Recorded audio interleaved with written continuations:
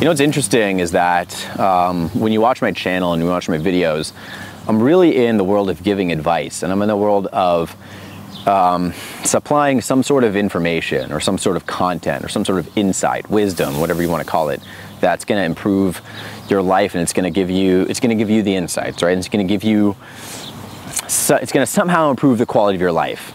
But the funny thing is that this whole world of advice is only, I don't like to say that what I do is advice, because I'm really not the person who's giving anybody any advice. I'm not the person who's giving anybody any wisdom.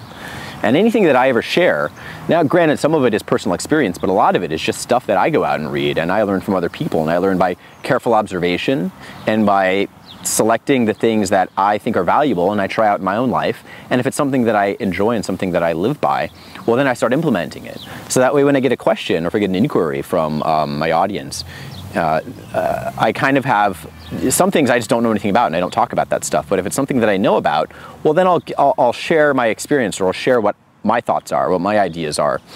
But I'd like you to always remember that whatever piece of advice that I give, I'm not the one actually giving you any advice. I'm not the one giving you any wisdom. It's something that I've received in the past, but it's not even something that I've received, because it's something that's gone click inside of my head.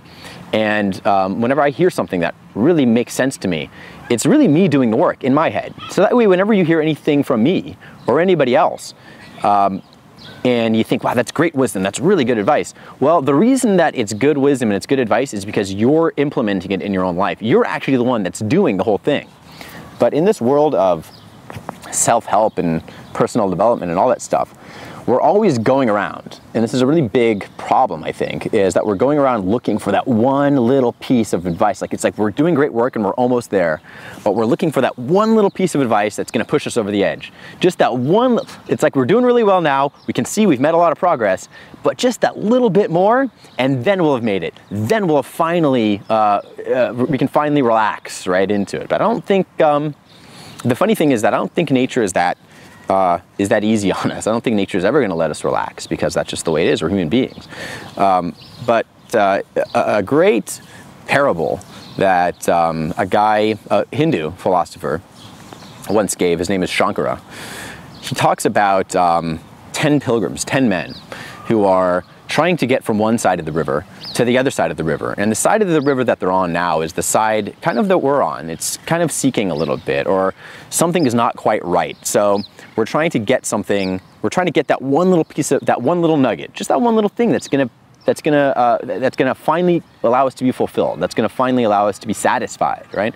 So these 10 pilgrims, these 10 men, they get on a ferry, on a raft, and they go from one side of the river, and they're trying to get to the other side. Now it's a little bit of a rough ride, but they finally make it over, and they're on the other side of the river, and they get off, and they say, "Whew, that was a rough ride.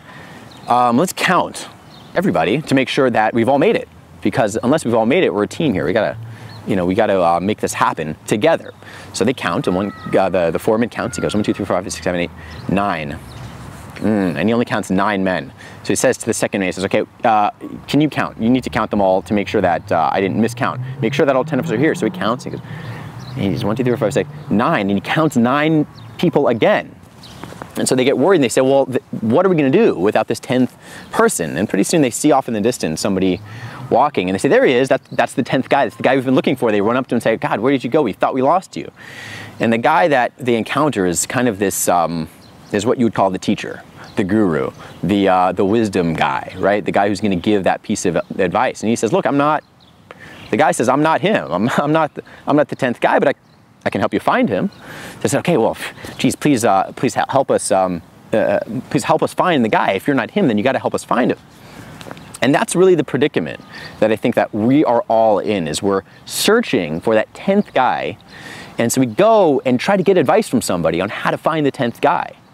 But just like I said in the beginning, is that any advice that you get is actually advice that you are creating for yourself in your own mind. So that watching this video right now, if this is starting to make a little bit of sense to you, it's not me giving you the message. I'm not really doing anything for you right now at all. All that I'm not even here anymore. This is just a video that, what's happening is that I've recorded sound waves and light particles that are going into the lens and going into the microphone here, that are being stored into a piece of data.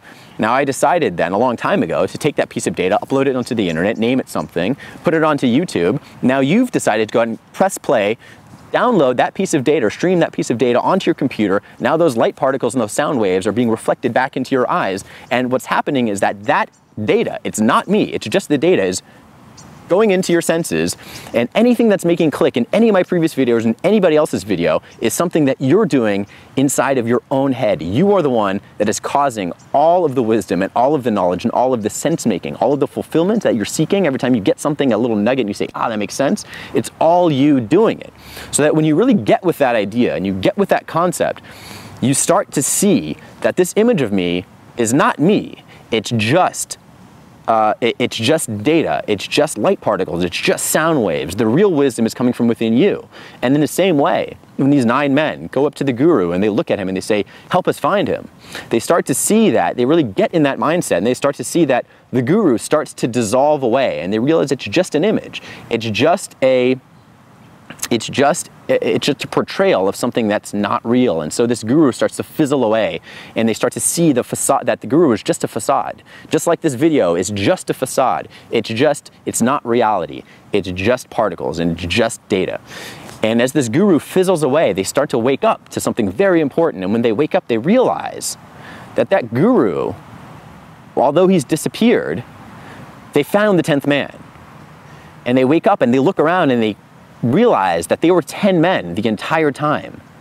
They just forgot to count themselves.